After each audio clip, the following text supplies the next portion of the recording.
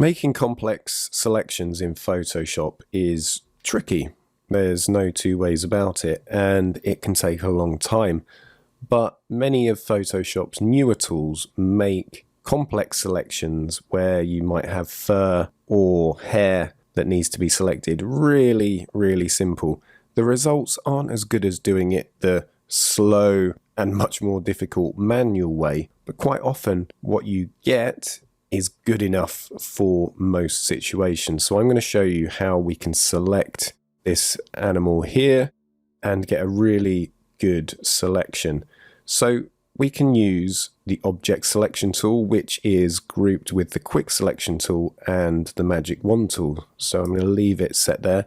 Then all that you have to do is left mouse click and drag over the subject. So I'm just holding down the spacebar there so that I can move that selection around. And then when I let go, you'll see there Photoshop does a really good job of selecting that particular object.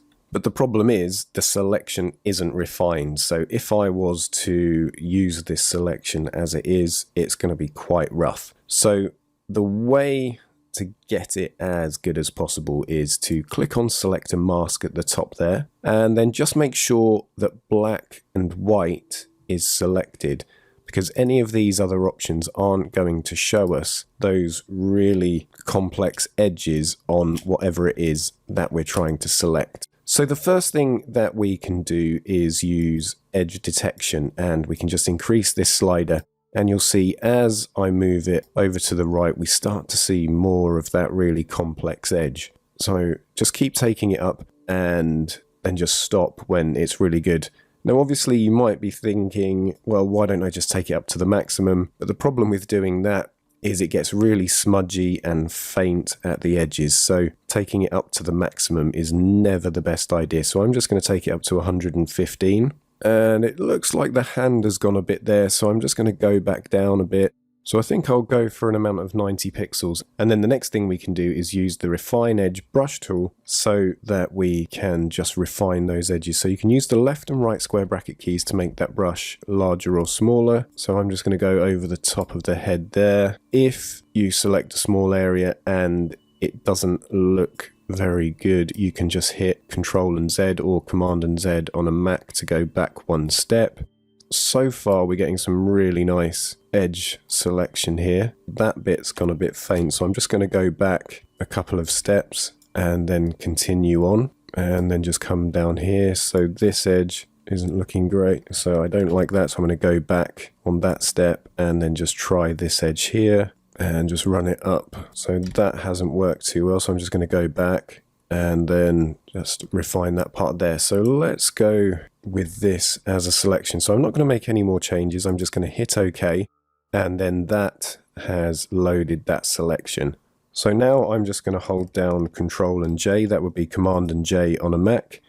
And there we have a pretty good selection of those edges. So we've got some kind of ghosty bits. So what we can do there is, if I just zoom back in again, is when you have that, if you duplicate this selected layer here, so I'm going to do that once, you'll see that we're actually expanding on the area. So I'm going to do that one more time. So we've picked up some of those kind of lost and not so good edges. The hand isn't quite there yet, so we'll come back and have a look at that in a second. So what I'm going to do now is just hold down Control and E. So I'm going to merge these three layers together. So that was 2 presses. So I'm just going to hide that layer now and go back to the original. I'm going to use the object selection tool and just select the hand. And then let's go to refine a mask. This time I'm just going to look at overlay and use smart radius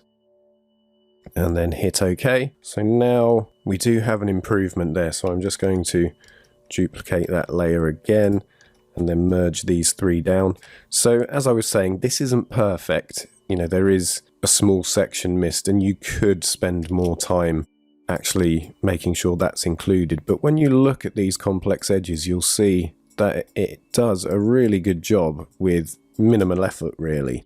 So what we could do with this, so obviously this is a great way of cutting an object out from one image and pasting it into another if you're making a montage. But what we could do with this, let's just assume we haven't copied this layer here and this is our selection. So what I'm going to do here is just go to Photo Filter, and I'm just going to warm the selection up by 15. I'm going to load that selection again and invert it by holding down Control, Shift and I, or that'd be Command, Shift and I. Create another photo filter. So this isn't something I would typically do. It's just to show you how good the selection is. So let's add an amount of 10% on this cooling filter. So we're just using opposing colors. So we're just getting a really nice kind of balance between the two. And then when we zoom in, it is pretty much seamless. So that is how to quickly and easily make complex selections in Photoshop.